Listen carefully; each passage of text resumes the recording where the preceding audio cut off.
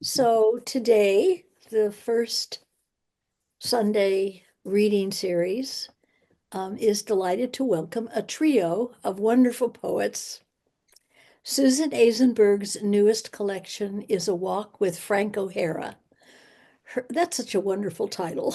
I love that. Mhm. Her awards include a Crab Orchard Poetry Series Award, the VCU Levis Reading Prize, a Distinguished Artist Fellowship, and two individual artist fellowships from the Nebraska Arts Council, the Nebraska Book Award in Poetry, and the Maury Sandoz Award from the Nebraska Library Association. Aizenberg is Professor Emerita of English Creative Writing at Creighton University and lives in Iowa City. Betsy Sholl's 10th collection of poetry is As If a Song Could Save You. Her work has won the Four Lakes Prize, a Maine Book Award for Poetry, fellowships from the NEA and the Maine Arts Commission, the Felix Pollock Prize, and the AWP Prize for Poetry.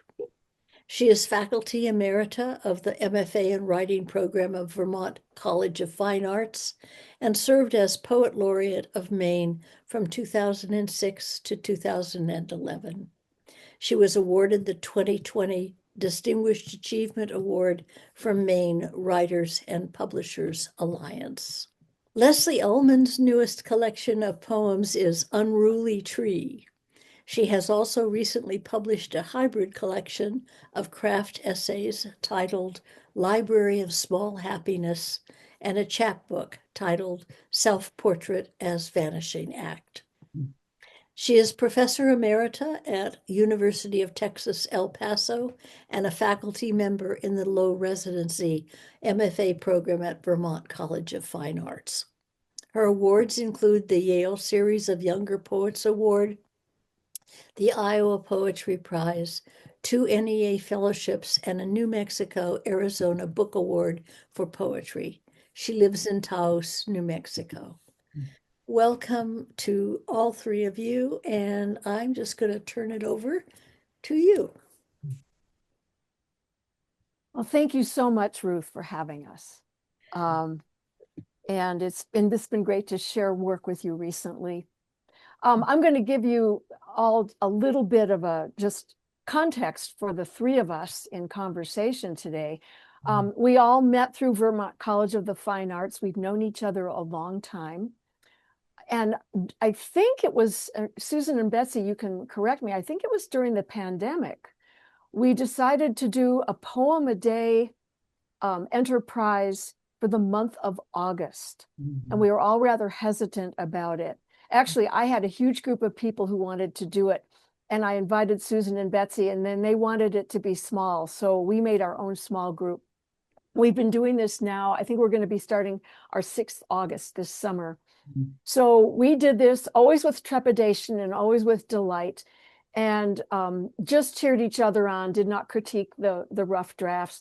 And then over the following year, we would revise them or write other things and send them to each other each Friday for actual critiques. So we didn't do any critiquing during August, just cheerleading. And then we became a little weekly workshop with each other. And we've been doing this now ever since the pandemic. And it's been, and I think we all show our work to other people, but this has been a lovely backbone and nest for all of us. And you know, when somebody's having a meltdown about being sick of how her poems sound or got a rejection from a particularly disappointing rejection, we can have little meltdowns with each other, but we don't do that very often, but we know we can, which is very nice. So that gives you all a bit of a context. And if in the discussion, you know, you want to share your own thoughts about little communities you've made or big communities or ask us questions, we can elaborate on our interchanges. So what we did for this reading was each select a poem by the other two, which means that each of us has had two poems selected by her friends, and we're going to have each other read them and go round robin, and then do a little bit of a response to each one. And we thought we would do this for a little while without interrupting for conversation. But since it's such a small group, I'm thinking that if anybody wants to say something or ask something, maybe they should put it in the chat, and then Ruth can let us know. Otherwise, we'll just open it up, on our own. But it's such a small group. I like to think we could all just converse with each other somewhat informally without boundaries. So I'm going to start off by having Susan read a poem that I loved from her collection, A Walk with Frank O'Hara, The Beautiful American Word, Baby.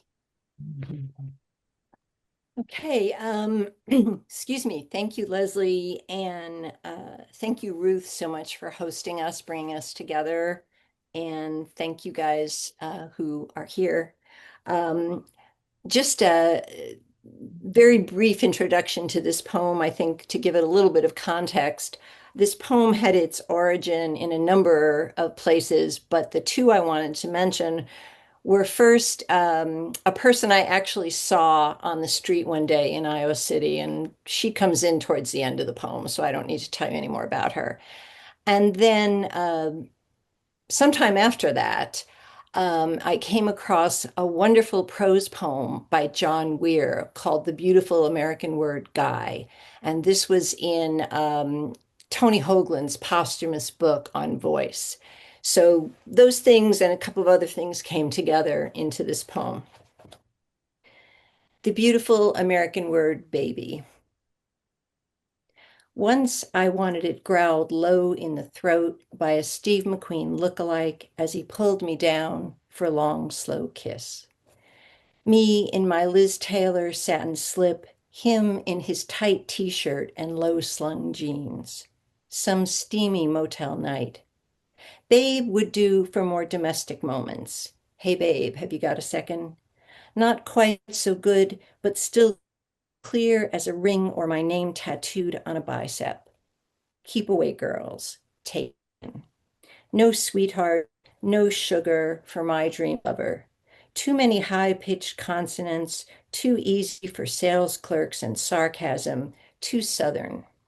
Only baby sounded like whiskey and leather jackets, the backs of Harleys, James Dean and young Brando, pointy-toed boots of worn soft Spanish leather. Honey was for drag queens and sitcom husbands, campy as a big wig and falsies, homely as Schlitz and socks on the bedroom floor. Doll reeked of menace, cold eyes, hard slap, sharp flick of a switchblade. Dear was unthinkable. Ozzie and Harriet, virginal librarians who hadn't yet transformed by taking off their glasses and letting down their hair. Baby, it had to be. Appreciative as a whistle from the young hard hats in summer, breeze ruffling a cotton skirt on bare legs. Baby was dangerous. Sexy hitters perched on car hoods, hot Coney Island nights in July. Signal clear as any other animal's call. Baby was, I want you. A warm hand cupping a naked breast, a palm sliding down a man's taut stomach. Musky sheets, quickened pulse. I was too young to question. Baby, as in child, as in mine. Not your baby, reads the t-shirt on the young woman I passed on the street today. And of course she's right. Even back then, it was mostly a bad joke. Who can remember every chick's name, man? Or habit, a tick, no more meaningful than a pecked cheek goodbye. Still, at 16, it seemed to me beautiful. Sleepy gray eyes behind Ray-Bans, a cocked cowboy hat. Well, I chose this poem, which typically of Susan's many other poems, is just full of wonderful, concrete, highly energetic associations that feel just right, especially in the way she translates these names for girls into associations with Ozzie and Harriet or James Dean or Switchblades, or just into cultural icons that we all can link up with right away. With this poem, as with the one I chose for Betsy, there's so much texture and complexity in here that I really recommend that you guys read this on your own so you can just see how densely and appropriately textured this whole poem is. Each detail just carries its own weight, and they build and they build.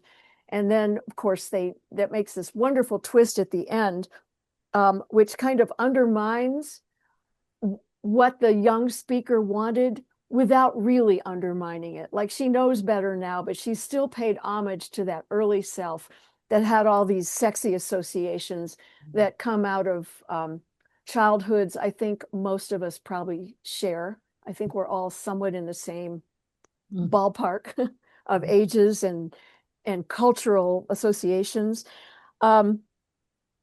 So I think this poem does not let up. And I really want to reiterate that it would be a good idea to read it on your own so you can fully appreciate it.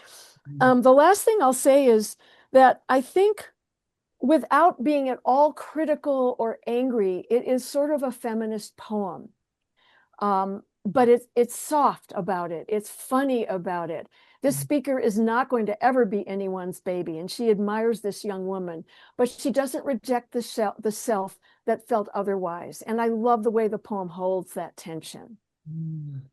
You know, I also love the sequence from sweetheart, sugar, to honey, to doll, and then to dear. I mean, it's just so lovely, you know, to go from sales clerks to drag queens to the mafia to Ozzy and Harriet. I mean, it's just such a great movement through all the ways women are looked at by men. Yeah, I especially love Dear, being unthinkable. Ozzy and Harriet, virginal librarians who hadn't yet transformed. I mean, I used to think that I hated being called dear for personal reasons, and it never occurred to me that maybe this word had this kind of resonance for a lot of people. Yeah. I had that throughout the poem, but that one really cracked me up. Yeah. Thank you guys very much. So I am next, and I asked Leslie to read a new poem, which I don't think you've sent out anywhere yet. And it's called The Raindrop Remains Intact Through a Long Plummet, which is a line from Robert Okaji. Kaji. Yeah, I like to write. I've written a lot of poems from quotes that just give me a springboard. Like, I'm not sure what I'm going to do. In fact, I think I drafted this one last August when I was desperate for a poem every day. And I just love this. The raindrop remains intact through its long plummet. Imagine tegument so supple, so transparent, holding molecules that hold neutrinos, all ricocheting wildly inside it, but sticking with their kind through the long dive. Wind slicing like a mandoline, a free fall we humans would never survive. We have mastered flight, but not the falling, love, but not its leaving. We meet the world head on as soon as we can walk and put anything in our mouths, but rarely learn to let it go. Grief shatters us shapeless. Failure shrivels us inside our skin like salt thrown on something skinless. Shame makes us pummel and then erase ourselves beneath good manners. So we fall time and again, splintered and silenced as though for good. We pick ourselves up and look ahead even when we think we can't, weight-bearing wonders that we are. Water has always made friends with gravity, finding the easiest routes between rocks and swells over Earth's battered crust, where heart-shaped rocks wait to be discovered and mushrooms appear like apparitions after rain. We don't look at the ground nearly enough. Yeah, I love so many things about this poem, Leslie. I almost don't know where to start. One of the things are the sounds, those long eyes in the beginning, inside, kind, dive, slicing, survive, flight. And then you have these pairs, flight and falling, love and leaving, learn and letting go. And the music of the poem is just a delight all the way through. And the wisdom, it feels to me however much you worked on this, it feels like it flows in a natural way, as if you were riding a wave and trusting it all the way through, hearing yourself. But I love the shifts, like the mandolin or mandoline, is that how you say it? I think. I'm Okay. not exactly sure. There's a lot of words I know that I never have heard, and I Yeah. don't know if I ever say them. One of them was grimace or Oh. grimace. I actually looked it up, and the voice on AI said mandolin. But anyway, just that one word which picks up on human activity and introduces the human element here. I mean, with the raindrop, all the disparate parts are held together, and with us humans, we're kind of separating between shame and failure and all those things. And I just love that contrast. And then the wisdom of the poem. I mean, who can't relate to grief shatters us shapeless, and failure shrivels us inside our skin, like salt thrown on something skinless. And shame pummels us until we erase ourselves behind good manners. I just feel like you so swiftly capture these human emotions that we all deal with. And then the poem turns and it questions the idea of good. Good manners, are they all that good for us? And, we think we're silenced for good, but we're not. And so that's a wonderful turn to this acceptance of falling and grief and paying attention to the ground. I just think it moves seamlessly. Um, and I just love the wisdom, how smart and wise. And also, there's sly humor too. Thank you. I I agree with everything Betsy said, and would just echo one of the things I was going to mention too was the music of the poem, the Yeah, internal yeah, rhyme yeah, throughout, yeah, yeah. just so brilliantly done. I marked one of the places that you read, Betsy, about we have mastered flight, but not the falling. Love. Yeah, And then also, I think you read this couplet too. Failure shrivels us inside yeah. our skins like salt thrown on something skinless. Ah, Shame makes us pummel.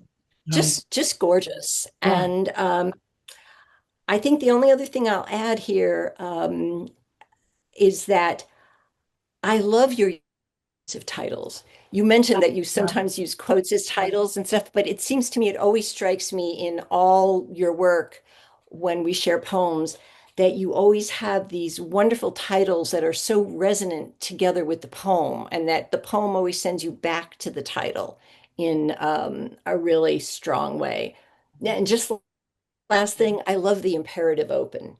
Imagine, Yeah. I'm right there with you now. So yeah, I love this one too. I have a question for the two of you. Um, well, I will say one thing that for me, a title sends me into the poem rather than the poem maybe sending you into the title, but I think the titles send me into the poem. I'm asking some process questions here because I think maybe that's part of our conversation. But you've both brought up my use of sound, and my feeling is it's very subconscious with me. I don't think consciously about sound, but it's instinct. And I'm wondering with both of you, how you think or don't think about sound when you're writing. Mm. Same for me. It's Uh, just happens. I think for me it just happens, but I also think it's partly how I move through a poem. I mean, I'm not always aware of it. at the time, but somehow I think sound is part of my pathway through a poem. Mm. Yeah. Yeah, I think that's the Irish in you, the Irish ear. Yeah, I always, people used to critique me when I was young for chiming too much. And then I began to read Seamus Heaney, and I thought, hey, I'm Irish. Yeah, Anyway, yeah. it's Uh, interesting how it's subconscious because I think traditional poets probably really thought much harder about those things in mm, their forms, and look where we've morphed. yeah. And maybe when we open things up, some others of you can chime in about that, Mm. about how we use sound. But we should probably keep going through our round here Oh, first. Okay, so I guess it's my turn. Um, and with both my friends' poems here, it was difficult to choose one. Um, I was a fan of both of them before I knew them as people. Um, and it was lovely. Sometimes when you admire a poet or another artist and then you meet them, it's like you wish you hadn't met them. And so it was very nice to discover that they are as wonderful as their poems. Okay, so I'm going to ask Betsy to read a poem from her book, As If a Song Could Save You. And the one that I've chosen is Widow Walking. okay. Well, one thing I might say, Leslie mentioned our beginning to do a poem a day for the month of August in 2020. And I really owe her a great thanks because she invited me to do this the end of July, probably the week after my husband died. And I said, Leslie, I can't. And she kept saying, well, try, just try, drop out if you need to. And I didn't drop out. And, that just meant that for an hour or two a day, I wasn't Mm. enveloped in death and grief. So, and this poem, I mean, I remember the day that, like this, I mentioned wind in the poem, and I remember that day, and it was during that first August. So, widow walking. I don't want a day when I never think of you, but I would like more in the morning news than another briefing on your absence. I miss hearing my name as summons to a kiss.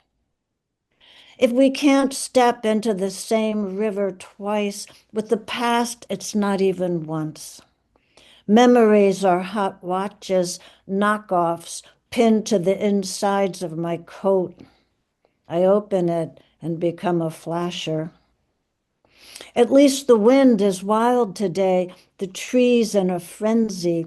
If I wore a wig, it would be long gone, snagged in the crook of a tree, but good for containing something that starts off fragile, then grows wings.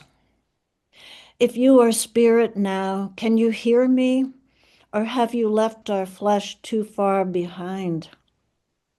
Somehow I've landed at the shore where late sun makes the seagrass glow, and for a second I don't want to hold you or anything.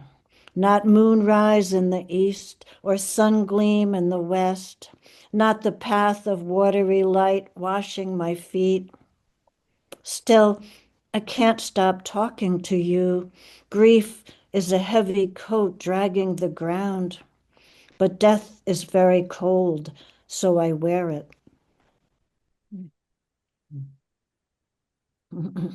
Um, there's so much I could say about this poem. And one of the things is that part of me doesn't even want to say anything. Part of me, in the face of such a powerful poem, it reminds me of when I was teaching. I used to tell my students I had a fantasy class where all semester we would do nothing but read and listen to beautiful poems, and we wouldn't say anything. Mm. But I will say a few things. Anyway, I do want to start by picking up on something that Leslie had said, which struck me as articulating very well one of the things I love about Betsy's work, which is the richness of texture and detail. And I would like to add to what she said that really you want to read this on the page in addition to hearing it and to be able to linger with it and go back to it. So why did I pick this one out of the many poems of Betsy's I could have chosen? I think it's a particularly elegant example of things that I love in her work. The mastery of craft, the deeply empathetic imagination, the musicality that we were just talking about, the gorgeous sound throughout.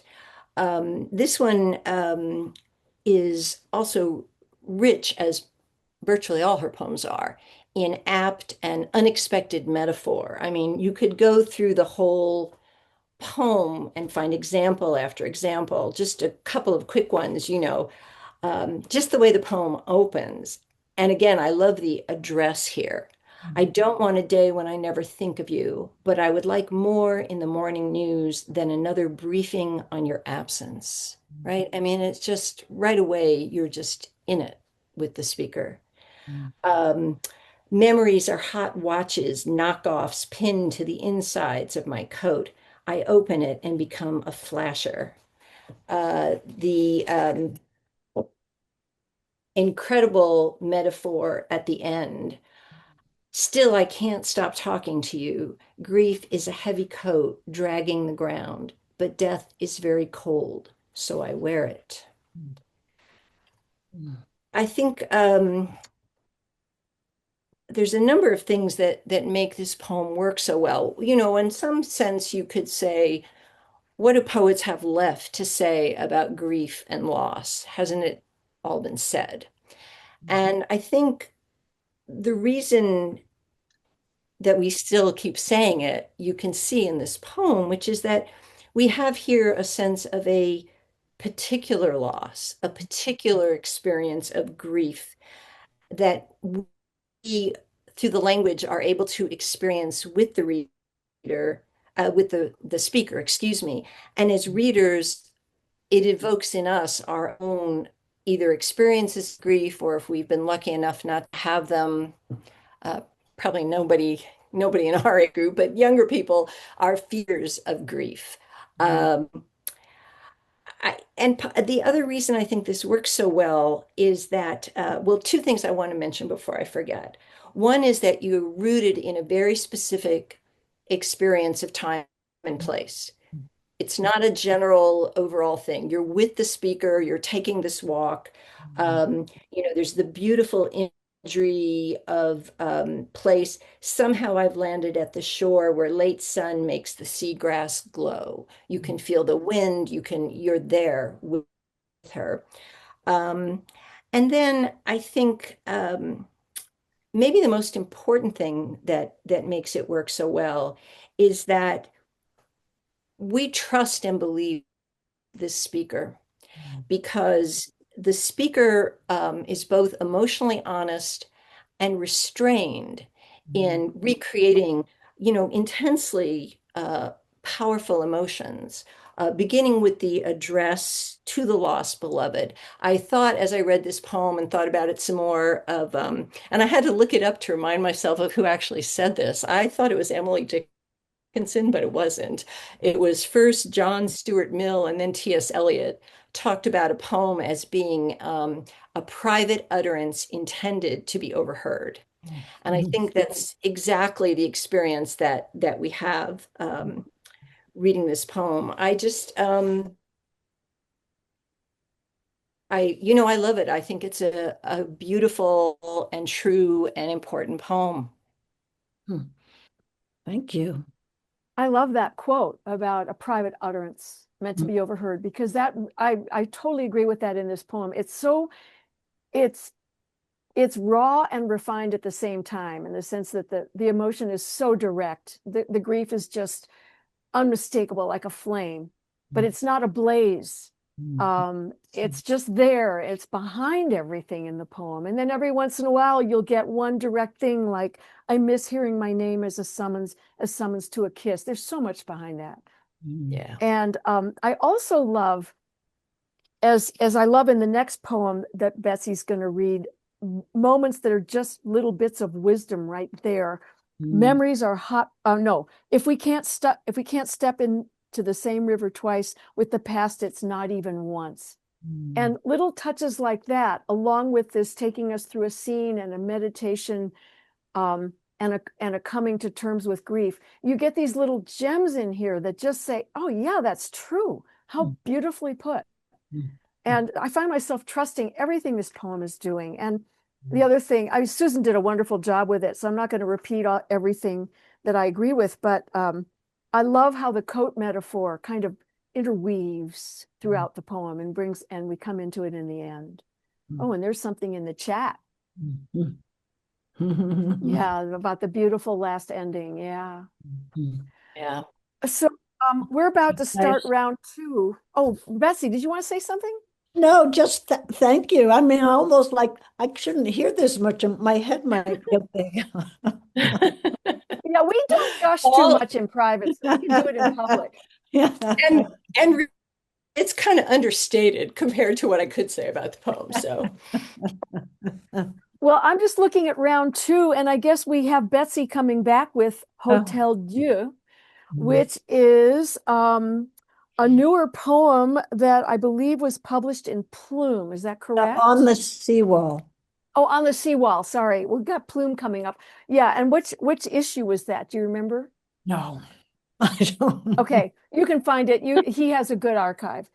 Okay, so Betsy, you're up next. Okay, so you all probably know that Hotel Dieu is the name of medieval hospitals run by the Catholic Church in France.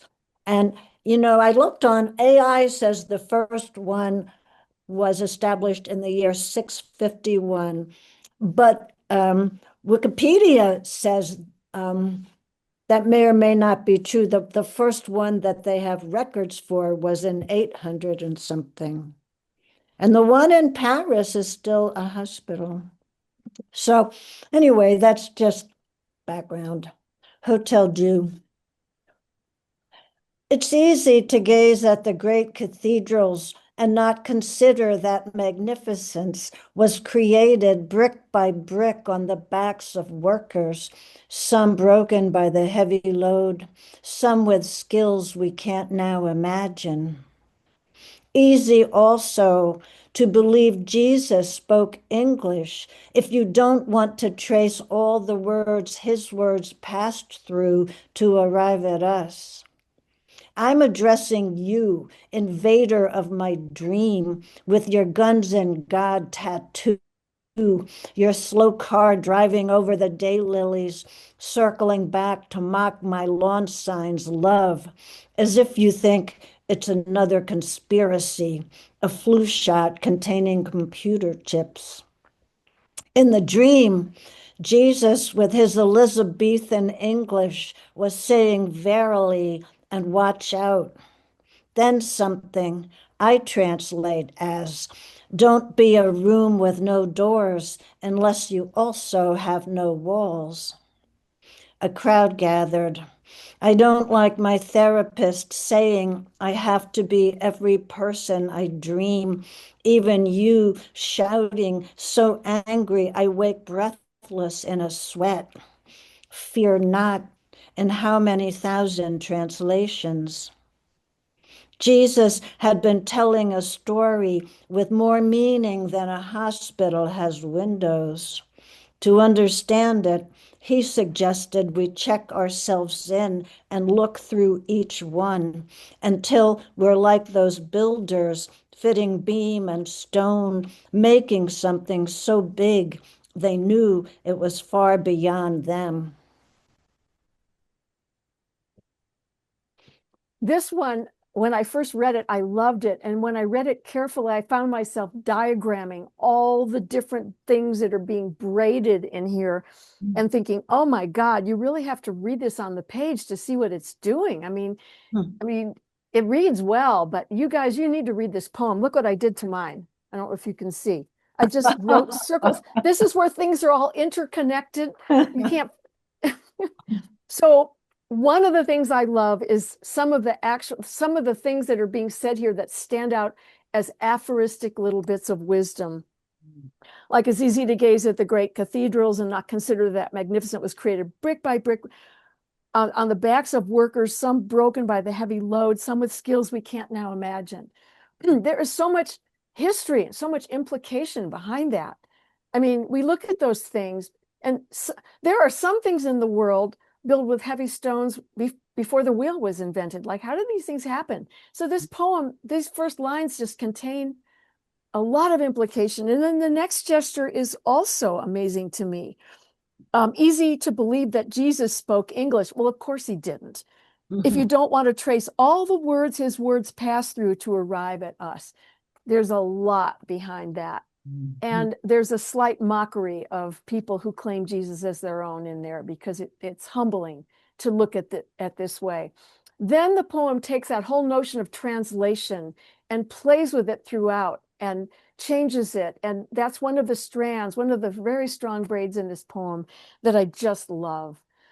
I also love the line, and this is sort of gives a great little screenshot or just a little tiny portrait of of people who believe in conspiracy theories. A flu shot containing computer chips. I just cracked up when I first saw that line, and I still crack up. So and then all the stuff about translation, which the poem is kind of doing. And then another little aphoristic moment I love is, don't be a room with no doors unless you also have no walls. I mean, these things pack so much. And so finally we come back to the builders at the end of the poem. I love the way this poem takes off and goes all these different places, but never loses its threads. And it brings us back to the buildings and those builders that we started with in a very organic way. I mean, it's like a bookend, but it doesn't feel forced at all. So we, to understand it, he suggested we check ourselves in and look through each one until we're like those builders fitting beam and stone, making something so big they knew it was far beyond them. And in a way, this poem feels like that to me. It feels big, and it's giving me so much beyond it, and I can feel it, and it's really hard to describe it. But I can live with this poem for a long time. So those are just a few things I love. We have a question, which is, could one of you say the title of the poem and where it can be read again? Hotel Dieu, HOTEL-DIEU,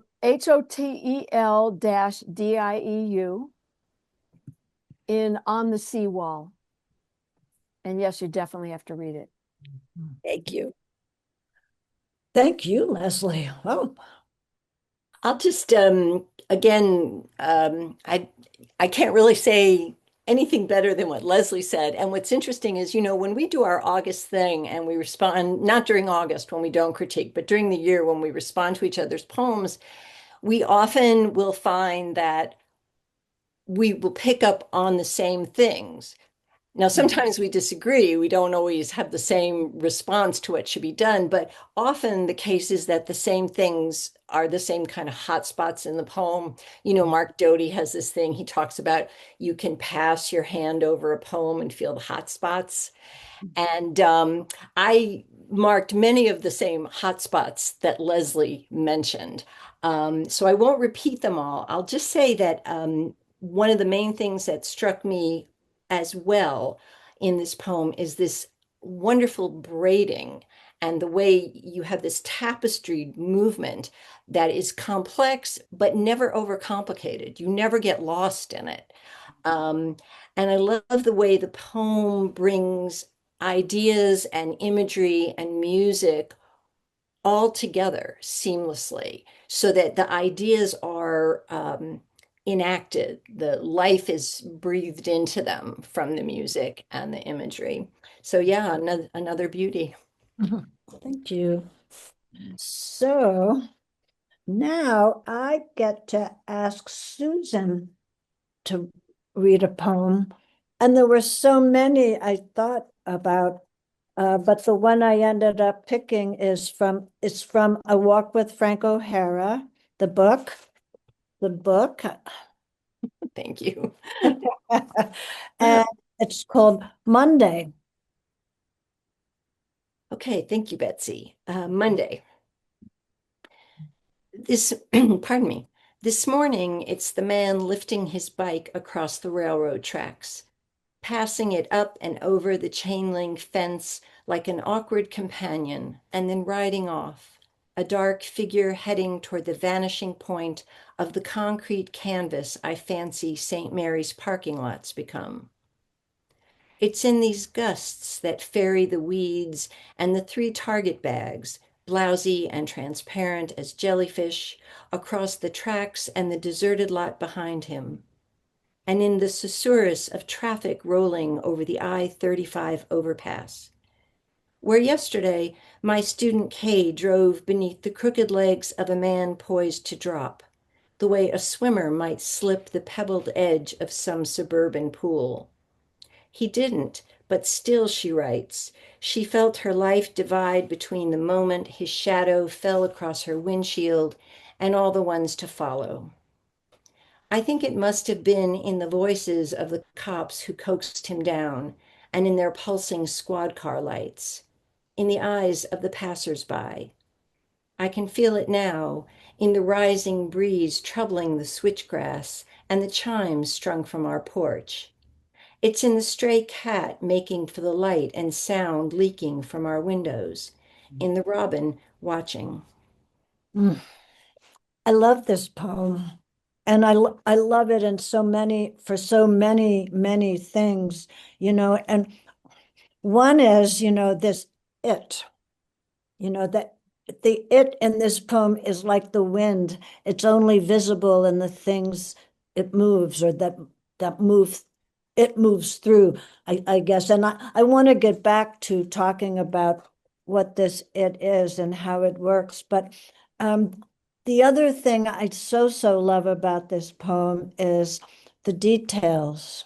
The man passing his bicycle over a chain link fence like an awkward companion, then riding off, a dark figure heading toward the vanishing point.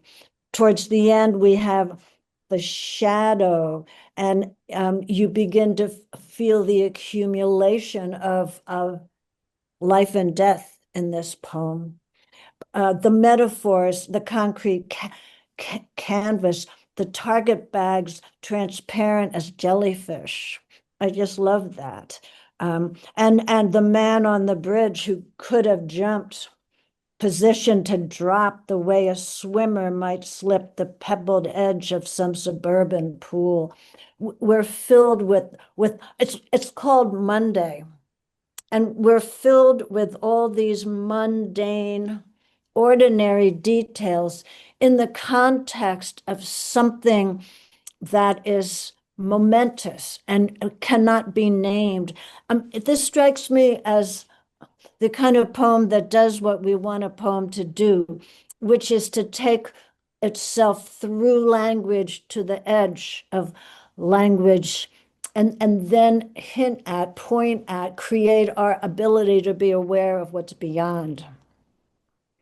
And then I mean, so I love the clarity, the images, the metaphors, the connection, the careful structuring of the poem. And then this it, which is not defined, but it's something probably that can't be defined. It's moments of being and being alert. It's when life becomes especially clarified, as in the moment you think you might watch somebody drop to his death. And, the more I thought about this, I thought, really, it's the life force. I don't know how we talk about the life force, but I think that's what it is. And the biker and the cat, and the man who is in the end saved by the police. And I think it's so remarkable to create this poem where we feel the accumulated meaning of this experience without ever trying to put words on it like life force.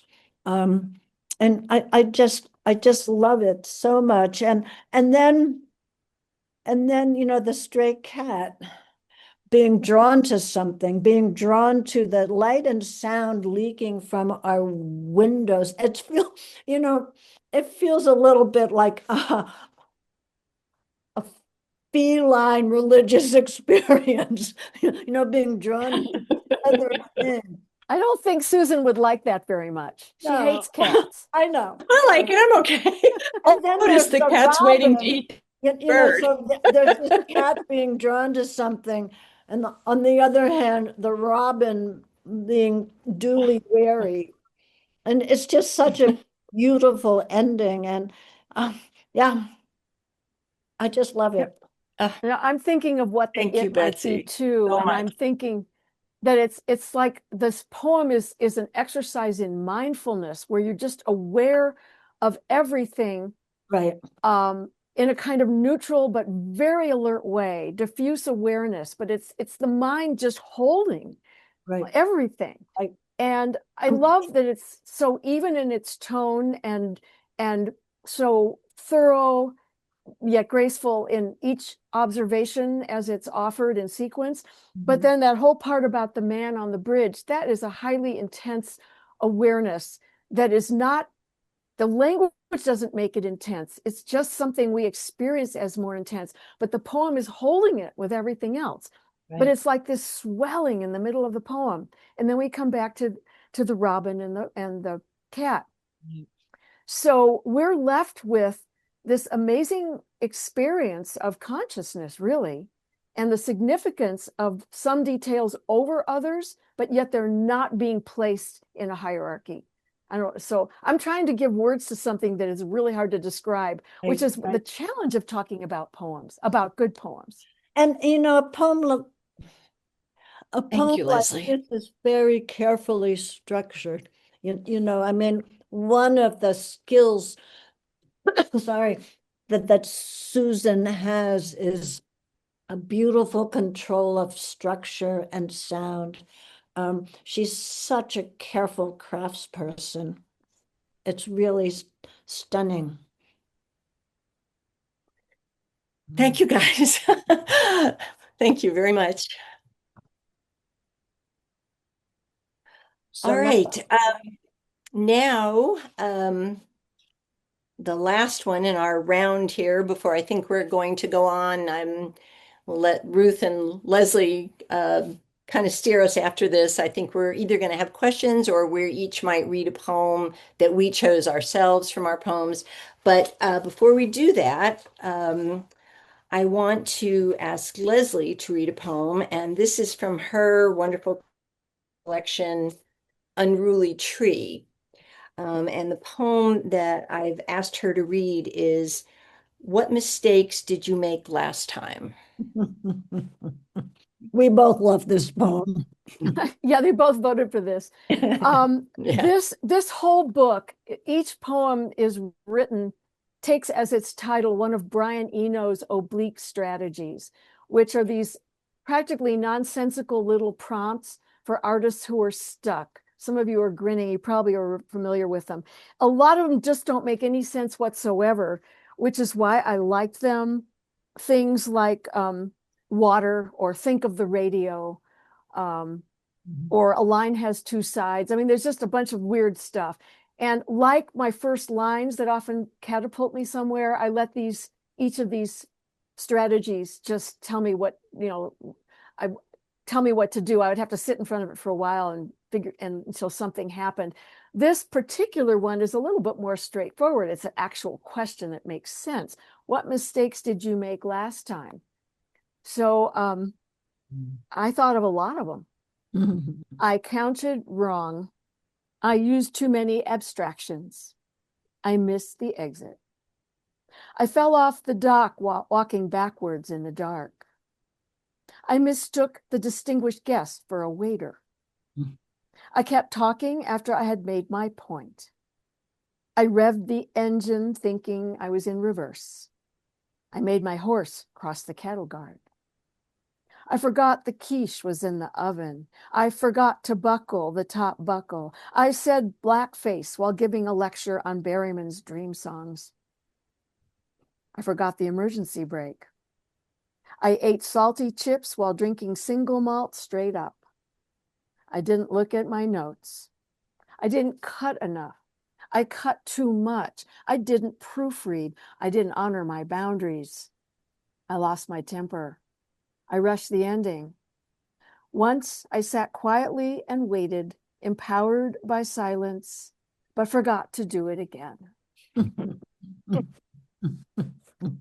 Oh, that ending. Um, I guess we do sound like we're kind of gushing, but it's really true. I mean, I love this poem and I love this book. And I wanted to choose something from this book, although I could have chosen from any of Leslie's books. I love them all. But this one, the inventiveness and the freedom in it really seemed an aspect of her work I kind of wanted to highlight here. Betsy very kindly said something about how I work in a sort of structured way and everything. And one of the things I really admire that Leslie does is while her poem is highly structured, as you can see, the use of anaphora and the rhythm and the tone and everything, she's got again, a real sense of freedom and inventiveness in her poems that I deeply admire. Okay, a few specifics here, though. Like all her poems, this is masterfully crafted. If you look at it, you will see the way that the anaphora and other repetitions and variations of those repetitions create meaning and rhythm.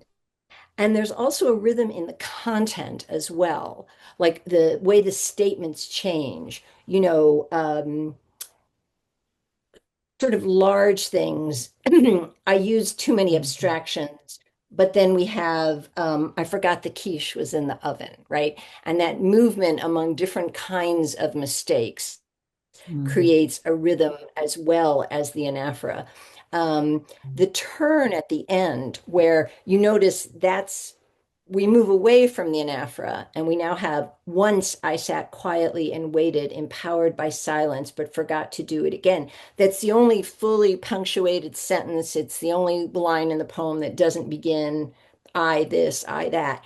And that turn brings us to such a powerful ending that I feel like I am the speaker. Like once I sat quietly and waited, empowered by silence, and then that wonderful humor, but forgot to do it again, right? Um, you know, it's Betsy talked about the wisdom in Leslie's poem, and I think we see that here as well, with a very light touch. Um, you've got a poem that I think speaks to the way many of us, if not all of us, but many of us just think about all the things we've done wrong. And there's just an endless list you can go through of everything you regret, everything you did wrong, large and small, just kind of failures. But there's a wisdom in the poem about it because, in the offhand way, the seemingly offhand way that they're spoken of, there becomes a wisdom and a perspective on it, right? There's all these mistakes, but here I am telling you them, which is an empowered and empowering stance.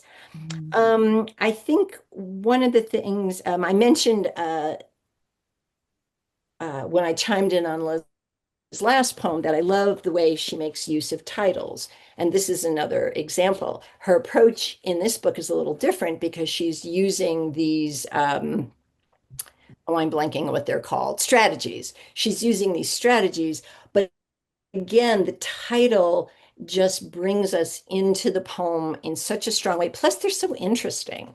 You know, if you run down the table of contents in various journals or books, there are some titles that you look at and boy, you just want to read that. And I would say all of Leslie's poems are like that. This is an example of that. Um, I think, Those are Brian Eno's, though. I have to give him credit. In that no, book, everything in there is his. but he didn't make the poem from it though. Right. And it's the way that the poem creates that kind of intimate, questioning, humorous speaker. The poem creates that and speaks back to the title, that invites us into that. I don't know if I said that right, but hopefully it makes sense.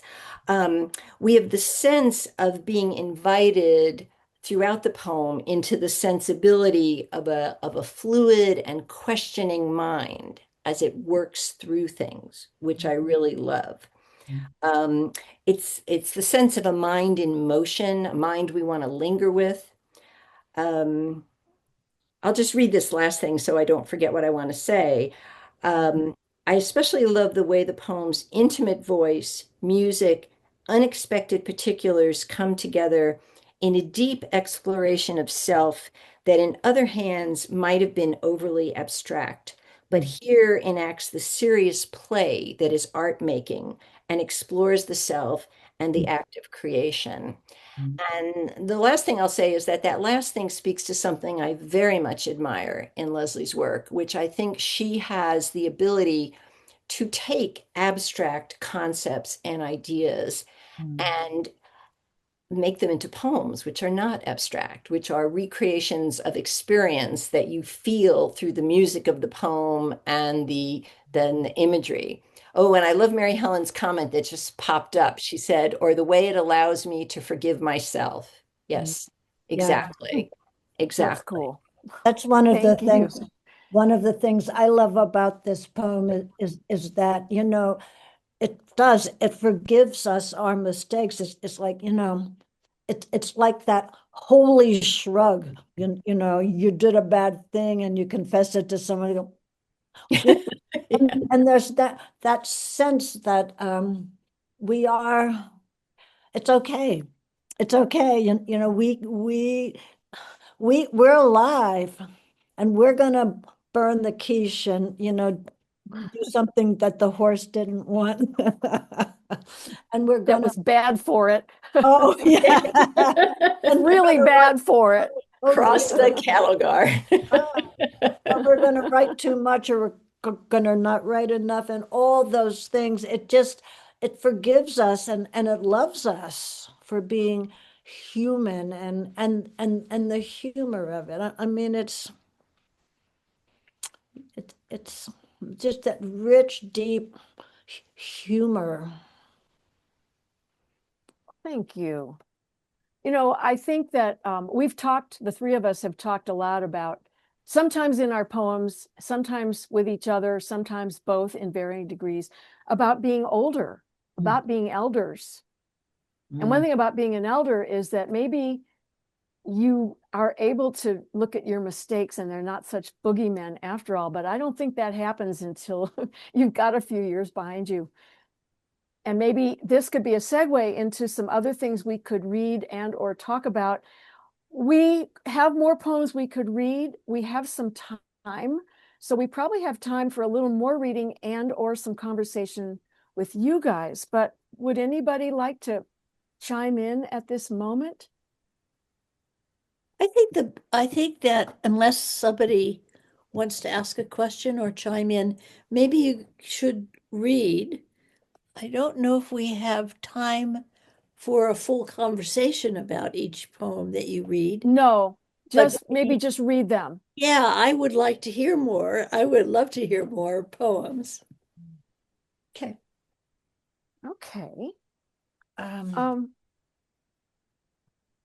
Okay, Susan, Betsy, me. okay.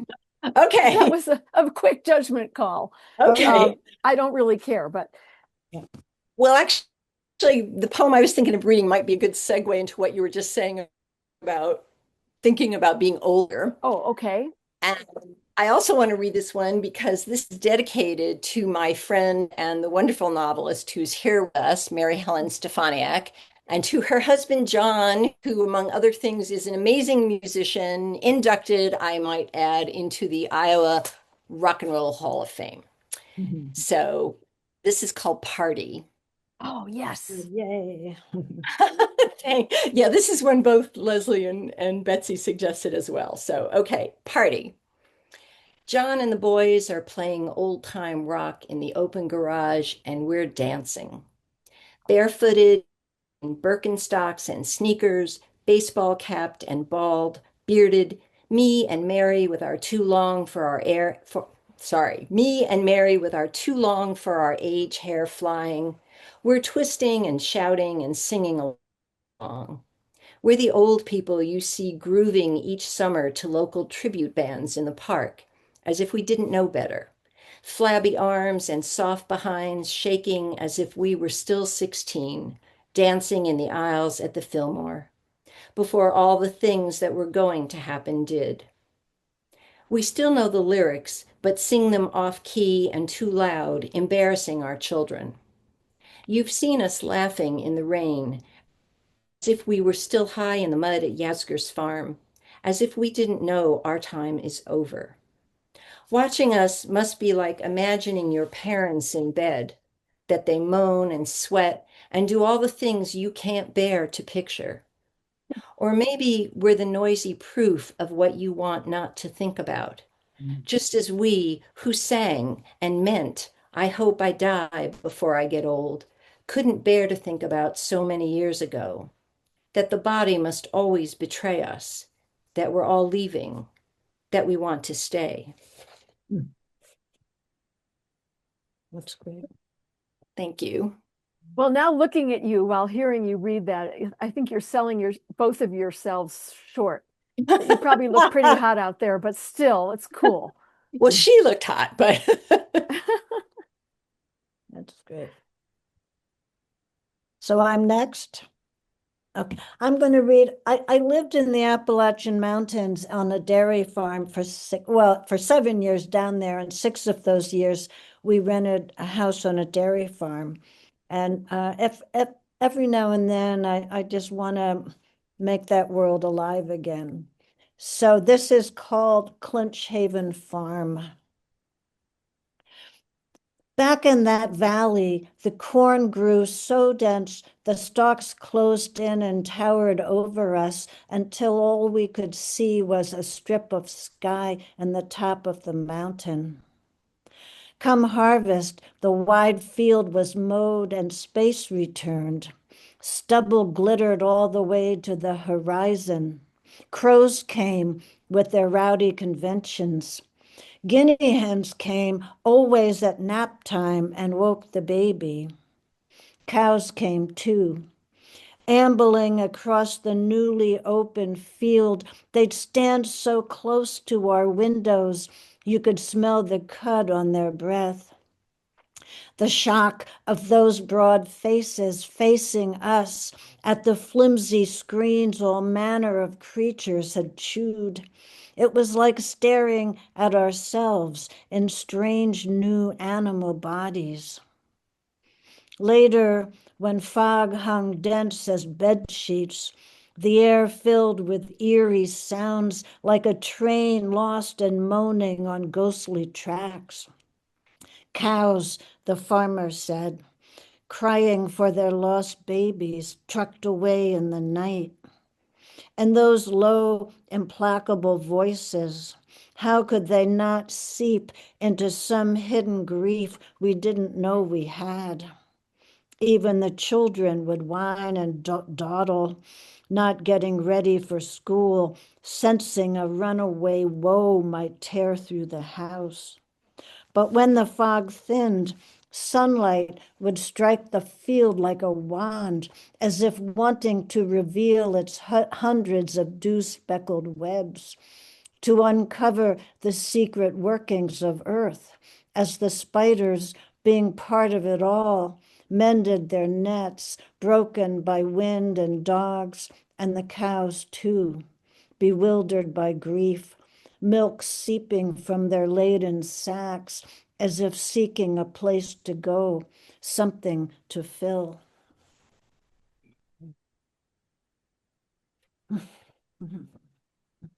That's beautiful. I think this being older, I think in a way we're all addressing it. My poem addresses it, and I think Betsy's addressed it by memory, because we're always living.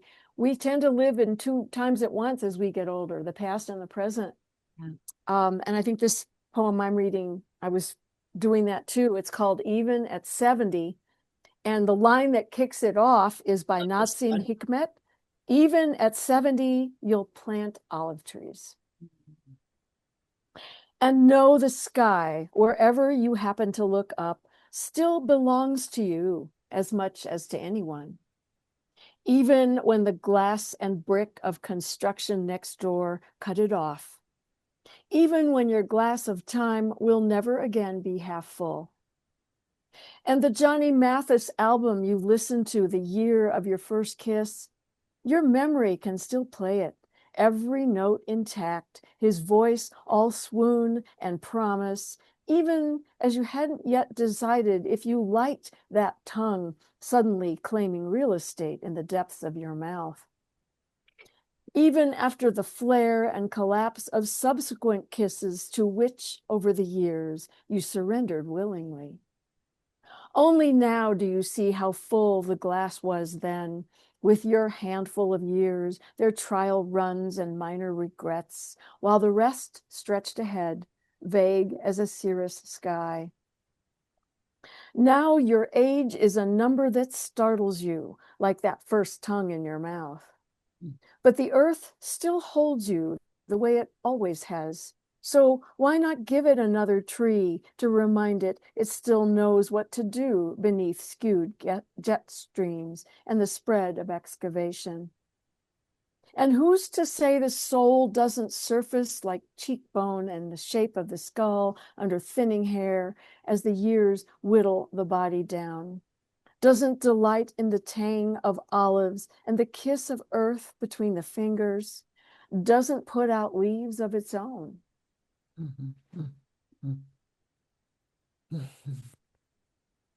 So, thank you. Ruth, what would you Thank like you for all. us to You do are next? amazing, amazing poems, really. Does anybody want to ask a question or say something? I won't be able to hang on to any details because we heard so much, but I think the thing I'm appreciating so much about this time where you've read to us is all the surprises in that came up. And the three of you together, even the way that you ordered your poems. I mean, Susan, may I call you Susan? Of course. Man, began with baby. And then Leslie was with the neutrinos and the molecules. And then Betsy was in this whole other deeply emotional place.